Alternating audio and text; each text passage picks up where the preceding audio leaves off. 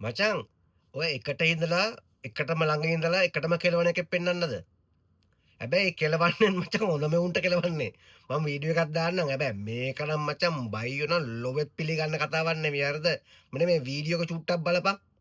පළවෙනි එක ලංකාවේ සිදුවෙච්ච සියලුම මිනිමැරුම්.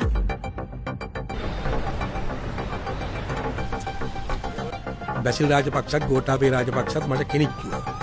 මාව හීරුවා. දැන් මේ යන්නේ මගේ නීතිපතිතුමත් එක්ක ආනන්ද හිටියතුමත් එක්ක මේ ඇවිල්ලා හිටපු DIG වැද්දවල මාත් එක්ක බෑනා. හිටියේ මේ පොලිසියේ. මේ යන්නේ ඒ දෙන්නට විරුද්ධව මේ ෆයිල් එකේ තියෙන සියලු දේවල්. මේවා ඒ දෙන්නා කරපු වැරදි හිටපු ජනාධිපතිතුමත් දන්නවා. දැනුවත් වුණේ. මම බෙලියත්. සමාජයට මේකෙන් පස්සේ මගේ ජීවිත හානි කරයි. මගේ පවුලේ කට්ටියට පස්සේ ඇති වෙයි. මම මැරුණත් මැරෙන්නේ නරියෙක් හැටියට නෙවෙයි සිංහෙක් හැටියට. මම මරණයට බය නැහැ. පළවෙනි එක ලංකාවේ සිදුවෙච්ච සියලුම මිනිමැරුම්. ලසන්ත වික්‍රමතුංග ඝාතනය, ಭಾರತ ලක්ෂ්මන් ඝාතනය, රාගම ලුකුසීයගේ ඝාතනය, සුදු වෑන් සංස්කෘතියේ කතුවරයා තමයි ගෝඨාභය රාජපක්ෂ. එතුමා දැනුවත් තමයි මේ සියලු ඝාතන සිදු. වගකීමෙන් කියන්නේ මං කාටද බය වෙන්නේ ඕන මම මරලා දායි. ඇත්ත ප්‍රකාශ කළා ජීවිතේ නැතුණ ප්‍රශ්නයක් නැහැ. දැන් උඹලට පේනවද මොකද්ද විස්තරය කියලා? තේරෙන්නේ නැහැ තාම. දැන් මේගොල්ලෝ එකට ඉඳන් තමයි ඔක්කොම වැඩ කරේ. හරිද? මෙයා ඔක්කොම විස්තරය දන්නවා. මෙයා තමයි අර මේ ගාමසේව ගහේ යට ගහලා ඔක්කොම කරේ. මේගොල්ලෝ හයිය තියෙන කාලේනේ මචං. දැන් මේක බයියෝ පිළිගන්නේ නැහැ. දැන් මූ කියයි දන්නේ බයියෝ කියයි මෙයාගේ දන්න මගුලක් තියනවද බං මනම් කියලා. දැන් කියනවනේ ඔය එක් තැඟිලි ගොඩලා ලොකු සීයලා මේව කරලා සුදු වෑන් ගෙනල්ලා පිල්ලයන්ලගේ කල්ලිය දම්මලා මිනිහ මැරුවේ මේගොල්ලෝ නෙවී කියලා මේ බයියෝ කියන්නේ. මේ තියෙන සාක්ෂි තමයි මචං. මේක තමයි සාක්ෂි කියන්නේ. දැන් මේගොල්ලෝ දාලා තිනවා. ඒ දවස්වල හරිද ඔය පරණ වීඩියෝ එක. ඒ දවස්වල දාලා තින හැබැයි තාම යාමාරක් කරන්නේ නැහැ. ඔය එනකොට තමයි අර නාමල් ඩාඩි දාගෙන අපි බය නැහැ අපි මර්ධනය කරන්න එපා අපි මෙහෙමයි අපි වැඩ පටන් ගත්තේ නැහැ වැඩ පටන් ගත්තාම බලන්න පුළුවන්. අනේ කෙන්දරිය කෙන්දරිල්ල තියෙන්නේ දාඩිය දාගෙන කෑග ගානේ වන්දපන් මෙන්න මේ නිසා ඕක විස්තරන්නේ නෙමෙයි නාමල්ගේ නඩු 14ක්ද කොහෙද තියෙනව බං නඩු 14ක් තියෙන එක ජනාධිපති කරන්න හදන ගොබ්බේව තමයි බයියෝ කියන්නේ බලපන් ඉතින් ඔය පේනවනේ අපි කියන ඒවා නෙමෙයි මේවා ඔය පේනවනේ කියන කට්ටිය කවුද කියලා ඒගොල්ලොත් එක්ක එකටම වැඩ කරලා එකටම බත් එක කාලා එකටම වතුර ටික බීලා මෙයා මැරුවේ මෙයා කියලා මෙයා හොඳ ආකාරම දන්නවා.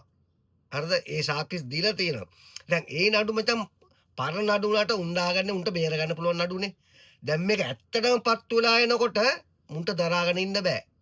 දැන් මේක පත්තු වෙනවා කියලා දන්නවා. මේකේ නෑ මචං ගෙදරින් නඩු අහලා ගෙදරින් තීන්දුව අරගෙන උසාවි නගින කතාව මේ ආණ්ඩුවේ නෑනේ.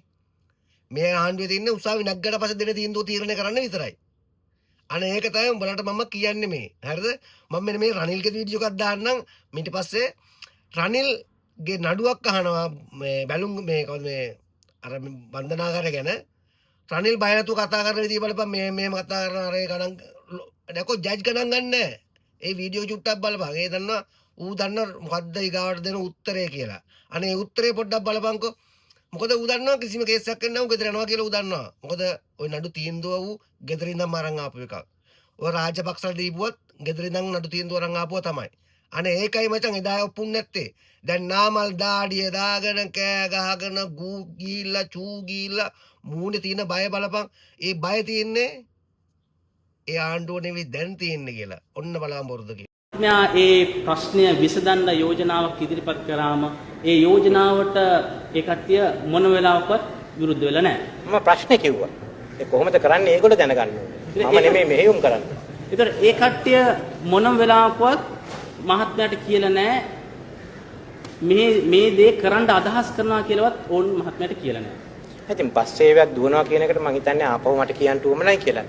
නැත්තම් වෙළඳ කලාපයේ සේවය කළ ඇවිදගෙන එන කට්ටියට පොලිස් පෙට්‍රෝල් දාලා ආරක්ෂා කරන ඒ වැඩ කටයුතු සාමාන්‍ය පොලිස් වැඩ කටයුතු ඒගොල්ලෝ කරේ. ඉතින් දැන් එතකොට මහත්මයා කියන්නේ ඕන් ඒ අඩපණවල තිබ්බ ජන ජීවිතය ආපහු සැරයක් ගොඩනංවන්නට කොයි විදිහටද කටයුතු කරන්නේ කියන එක ඔය සාකච්ඡාවේදී කතා කරේ නැහැ කියන එකද කියන්නේ.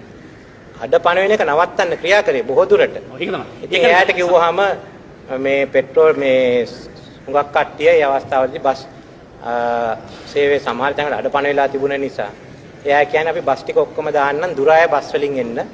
ඒ කියන්නේ අපි ගිහින් ඩිපෝ වලට කතා කරන්න.